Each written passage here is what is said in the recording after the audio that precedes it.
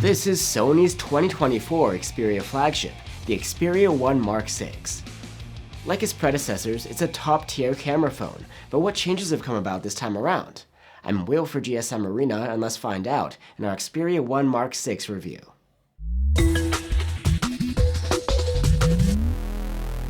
The Xperia flagships are well known for their advanced cameras, and the Mark VI continues that tradition, even bringing an upgraded telephoto cam and a revamped camera interface. And as ever, you get a dedicated 2-step shutter button for the cameras. Arguably the more prominent changes this year are with the form factor and the display. The Mark VI is actually wider than previous Xperias, which had a tall and narrow 21:9 screen aspect ratio. The new one has a more conventional ratio of 19.5:9, so you get less of a TV remote vibe this time around. Besides that though, the overall design is the same as before, not flashy or eye-catching, but practical. The back is made of Gorilla Glass Victus, though it doesn't feel like glass. It has a rough texture that adds some extra grip. This grip is further enhanced by the ribbed texture on the aluminum frame. Of course, you again get ingress protection on the Xperia 1 Mark VI, rated at IP65/IP68. Like I mentioned, the display has gotten an overhaul.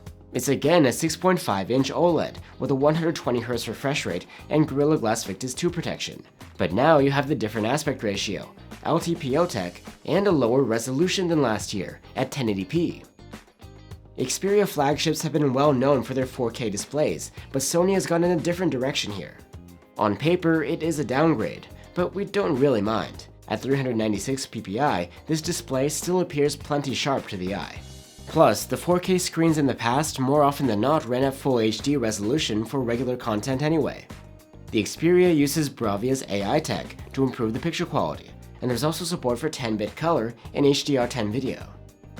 It is nice to have an adaptive refresh rate this year. Last year's refresh rate was fixed, and thanks to the LTPO technology, it can dial down extra low when idling to save energy. We observed it going down to 15 Hz, though Sony claims even as low as 1 Hz should be possible in certain scenarios. There's also an improvement when it comes to max brightness. The new model is able to go up to around 800 nits with a manual slider, and it can boost to above 1300 in auto mode when needed. That's about a 30% increase over last year's model. Besides that, Sony has improved the legibility in sunlight quite noticeably with the new sunlight feature. You can more easily see all the detail in the highlights and shadows when watching videos outdoors. When it comes to audio, the Xperia 1 Mark VI is still one of the only flagships available with a traditional 3.5mm headphone jack. And this time around, they've added something they call premium circuitry to make sure the quality is the best it can be. There's also a pair of full-stage front-facing stereo speakers. The loudness is higher than last year, scoring excellent on the charts, and the sound quality is excellent too, well balanced, with great sounding bass.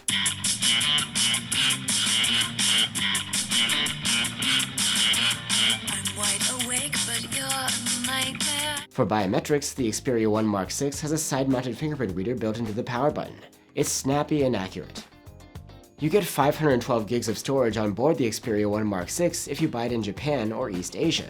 The rest of the world gets the 256 gig variant. But regardless, the storage is expandable through microSD card, a feature that's a bit rare nowadays.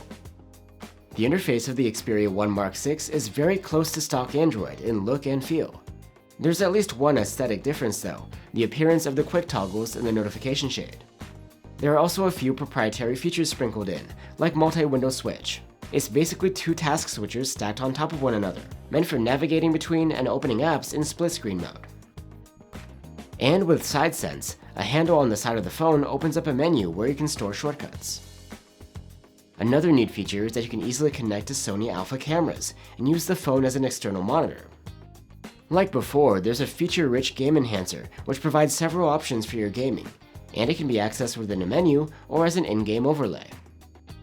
What you don't get here are advanced AI-based features like you'd find on Samsung's flagships. Sony claims that there is extensive use of AI, but specifically for the camera processing. Like many other current flagship phones, the Xperia 1 Mark VI is equipped with Qualcomm's latest Snapdragon 8 Gen 3 chipset. There's some extra customization here as well. The system uses an FPS optimizer to balance between frame rate, graphics quality, and power consumption while gaming. Unfortunately, when it comes to benchmark scores, the Xperia 1 Mark VI does not seem to be at the same level of the best performers in the industry. when it comes to sustained performance, the Xperia is far from the best. Despite it having a vapor chamber cooling system, we observed heavy thermal throttling during our prolonged stress tests. The Xperia 1 Mark VI deserves nothing but praise when it comes to battery life though, which is improved by a huge margin when compared to last year. With its 5000 mAh battery, the Mark VI was able to earn an awesome active use score of 17 hours and 27 minutes in our tests.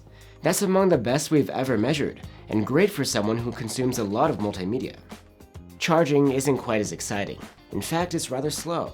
The Mark VI supports the same 30-watt charging as last year and was able to charge from 0 to 50% in half an hour. A full charge took 90 minutes.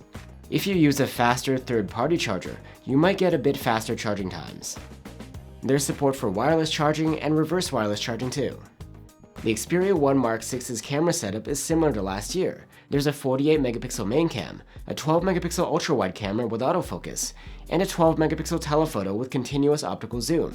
That one has been upgraded though, now able to zoom up to 7.1 times instead of 5.2 times. All of the cameras seem to be using the same image sensors as last year's model, including the excellent stacked CMOS sensor with 2-layer transistor pixel technology for the main camera. One thing that set the Xperia flagships apart was their use of multiple camera apps, one for shooting photos, one for videos, and one for in-depth video recording settings. Now it's all integrated into one camera app, which is more intuitive, especially for more casual users. And is even able to better visualize the camera's HDR effect in the viewfinder, so you see a better preview of the final image. The new camera app does have a Pro mode, but it's only for photos right now. Sony expects to release a Video Pro mode through an update sometime in fall 2024. On to the camera quality. Shots from the main cam come out at 12 megapixels by default, and they are excellent. There's abundant detail, rendered in a very natural way, and there's no visible noise. The white balance is spot on across all of the scenes, and the colors are accurate too. The dynamic range is very good, and highlights are left bright. This means that they're more lively than they were on last year's model, but they can clip occasionally. This year, there's a new full-res 48-megapixel mode. The file size is much larger this way, but the results are worth it. You get amazingly natural detail rendition, especially noticeable in grass and foliage. Overall, the colors are quite balanced, and there's no visible over-sharpening or noise. We shot a few 2x zoomed photos, and these look great. The image quality here is much better than on last year's Xperia 1 Mark V. There, we were getting a crop and upscale from the bin 12-megapixel output. The low-light photos by the main cam are rich in detail and quite sharp, with again a nice, natural rendition. The color saturation is great too. You can see clipped highlights though, just like on the Xperia 1 Mark V. However, processing nighttime photos is much faster on this year's model, and you get a better preview in the viewfinder of how the photo will turn out. The video recording from the main cam is nice, like last year. You get plenty of detail, and again natural processing, though we've seen crisper videos from competitors. In low light, videos from the main camera are quite okay too. We see better definition and better color saturation compared to last year. However, the highlights are still clipped in the same way, and shadows are darker than on competitors. Now on to the telephoto cam. We get a further reach on the stepless zoom camera. Now it can go all the way to 7.1 times zoom, and is optical all the way. This provides a level of versatility that other camera phones need multiple cameras to achieve.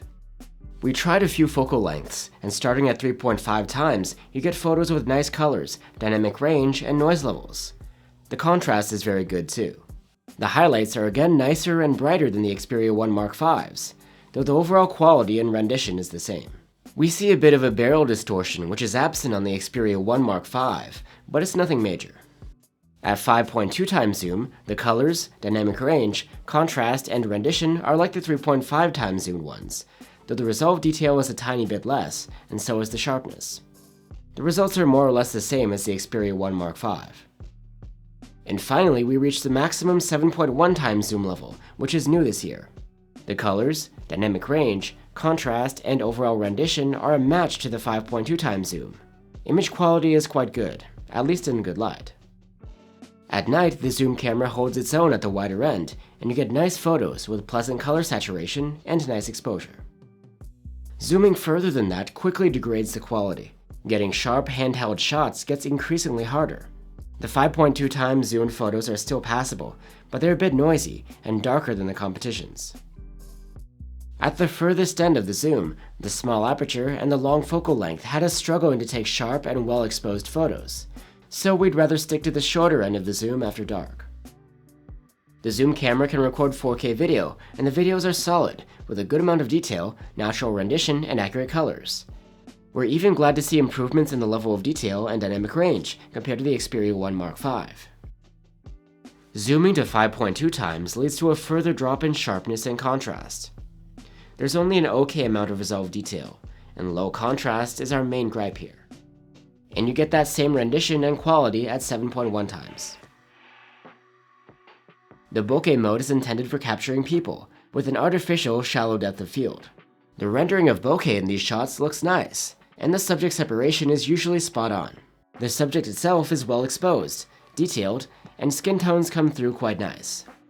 But if you're shooting out in harsh light, you'll probably get some clipped highlights, as the HDR algorithm seems to dial down as soon as you turn bokeh mode on. This year you also get close focusing capabilities with the telephoto cam. The new telephoto macro mode at 120mm or 5 times zoom can focus from as close as 4 cm. With the right setup, it has the potential to capture some spectacular looking macro shots. It also allows you to zoom digitally up to 360mm, which is like 15 times zoom. Though in either case, the usual caveats apply. You'd better use a tripod and a still subject, because it's manual focus only and the depth of field is very shallow, so even the focus peaking is of little help.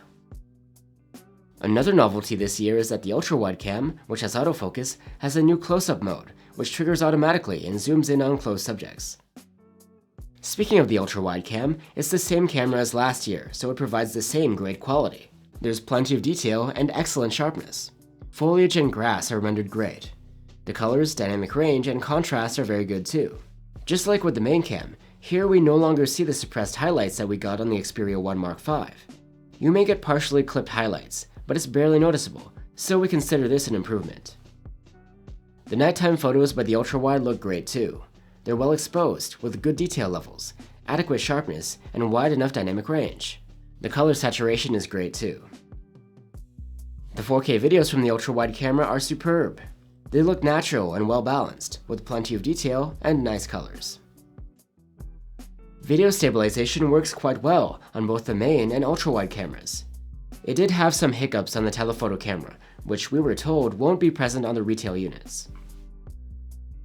Finally, the photos from the 12-megapixel front-facing camera are top-notch. The selfies have plenty of detail and great sharpness. The rendition is quite natural, and the subject is well exposed. This camera also shoots some great 4K videos, so make sure you stay till the end of the video to see a sample. So that's the Xperia 1 Mark VI. It's a great multimedia device thanks to its bright and efficient display, class-leading battery life, and excellent speakers. You get the no-nonsense Sony design, and the natural approach to camera processing is a breath of fresh air too. Sony has gone for a more mainstream approach this time around when it comes to the display and the camera interface to appeal to a wider audience. But while that means that this Xperia misses out on a bit of unique charm, it didn't bother us. The Xperia 1 Mark VI still delivers a high-quality Sony flagship experience, just in a more efficient and user-friendly way, and it deserves a recommendation, and not only for Sony fans. Thanks for watching, guys. If you're looking for alternatives, you can check out our reviews of the Samsung Galaxy S24 Ultra and the Xiaomi 14 Ultra. Let us know what you think, and I'll see you on the next one.